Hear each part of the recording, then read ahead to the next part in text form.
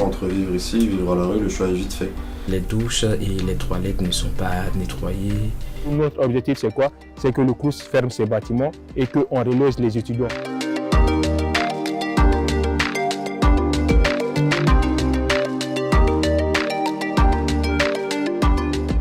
Alors la cuisine que vous voyez là avec 4 plaques et un évier, c'est pour tous ces étudiants que vous voyez ici, plus ceux qui sont de l'autre côté et de l'autre côté. Du coup là on a les douches, et au niveau des douches le problème c'est qu'il y a une grosse entrée d'air. Et en hiver quand tu veux prendre une douche chaude, c'est impossible parce que tu as l'air froid qui rentre d'un côté. Et ils savent que c'est comme ça depuis un bon moment mais ils font rien pour réparer ça. Plutôt baroque, 16e siècle.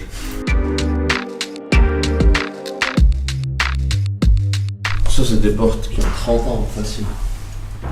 Vu que les portes sont ouvertes en bas, que les portes du bâtiment sont ouvertes, n'importe qui peut rentrer, prendre une douche ici, manger ici, dormir ici s'il le veut.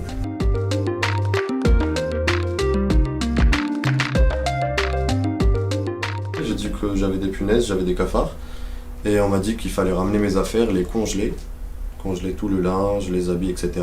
Et que c'était la procédure, et qu'ensuite je pourrais changer de chambre.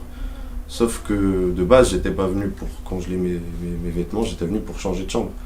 Et ils n'ont pas réussi à comprendre ça. Ils ont un congélateur spécial, etc. Ils mettent tout dedans. Mais je connais des étudiants qui ont fait ça et qui ont toujours des punaises après cette procédure. Ils estiment que c'est pas très grave des punaises. C'est pas normal de payer pour ça. Ouais, ils sont au courant, ils passent, je pense, 2 ou 3 fois par an. Pour désinfecter, ouais. Ils mettent un petit peu de produit dans les coins de la chambre, mais ça suffira pas.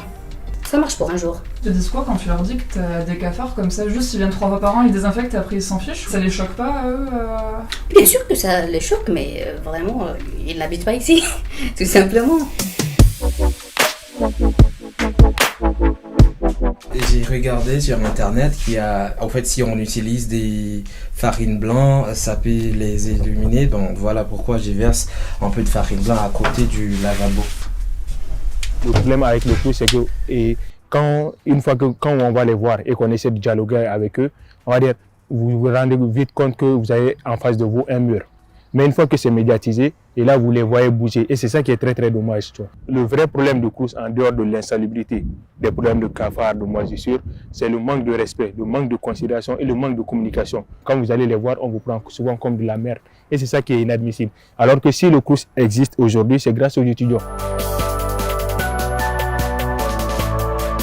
Ils ont dit dans 2 ans, on ne peut pas attendre 2 ans, il faut qu'on reloge les étudiants.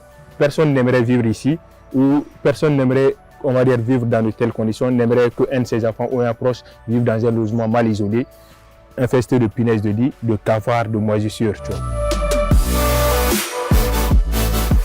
Le Crous, ça sera pas un bon souvenir.